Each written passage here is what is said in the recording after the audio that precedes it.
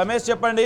ప్రస్తుతమైతే fake డాక్టర్ల పేరుతో చాలా మందిని ఆర్ఎంపీలను అయితే అరెస్ట్ చేస్తున్న పరిస్థితి మేము చూస్తున్నాము. ఇలాంటి డాక్టర్స్ ఇంకా సిటీలో చాలా మంది ఉన్నట్లు పేర్కొంటున్నారు అధికారులు. సో ఇంకా ఎంతమందిపై దాడులు చేసే అవకాశం ఉంది? ఎంతమంది డాక్టర్స్ ఇంత సిటీలో ఉండవచ్చు? Good morning Syed. ఏదైతే నకిలీ వైద్యుల ముఠాకు సంబంధించి నిన్న టాస్క్ ఫోర్స్ పోలీసులు అయితే దాడులు చేయడం జరిగింది. ఇటు జూబ్లీహిల్స్ జోన్ పరిధిలో సుమారు 6 మంది వైద్యులను కూడా అరెస్ట్ చేయడం జరిగింది. ముఖ్యంగా ఫస్ట్ ఎయిడ్ సెంటర్లను నిర్వహిస్తున్నట్టు ఈ వైద్యులు వీరంతా ఎవరున్నారో వాళ్ళకి సర్టిఫికేట్లు కానీ సరైన అర్హత లేకపోయినప్పటికీ కూడా ట్రీట్మెంట్ చేస్తున్న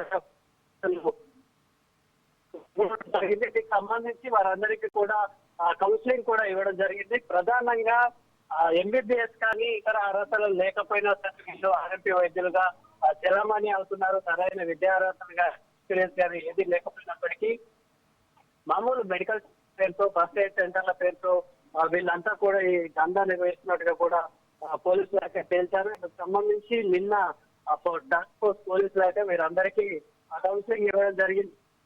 చేసేటువంటి క్లినికుల్లో రోగులకు ఐవీ సెలైన్లు ఇవ్వడం పెట్టడం కానీ అట్లాగే ఇంజక్షన్లు చేయడం కానీ అట్లాగే సర్జికల్ స్ట్రెచెస్ కూడా వేస్తున్నట్లు కూడా పోలీసులు గుర్తించారు. దీని నేపథ్యంలోనే వీరందరికీ కౌన్సిలింగ్ అయితే ఇచ్చారు. ఇటు ప్రధానంగా మధురా నగర్ పోలీస్ స్టేషన్ పరిధిలో శ్రీ ఆక్వా హెల్త్ సెంటర్ ఏదైతే ఉందో రహమత్ లో ఉంది. ఇది ఫార్మసీ అయినప్పటికీ కూడా పక్కన ఒక షెటర్ లో వీళ్ళు ఒక కూడా నిర్వహిస్తున్నట్టుగా చెప్తున్నారు.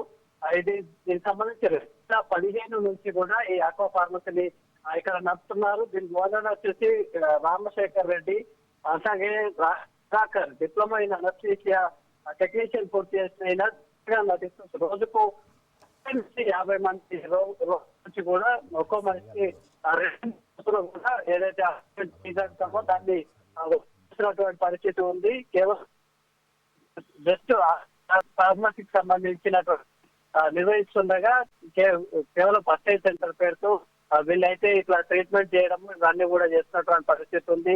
ఏదైతే జస్ట్ డిప్లొమా ఇన్ అనస్థీషియా చేసినటువంటి టెక్నిక్ అనస్థీషియా కోర్సు కూడా అనస్థీషియా సబ్జెక్ట్ కూడా చదవలేదు.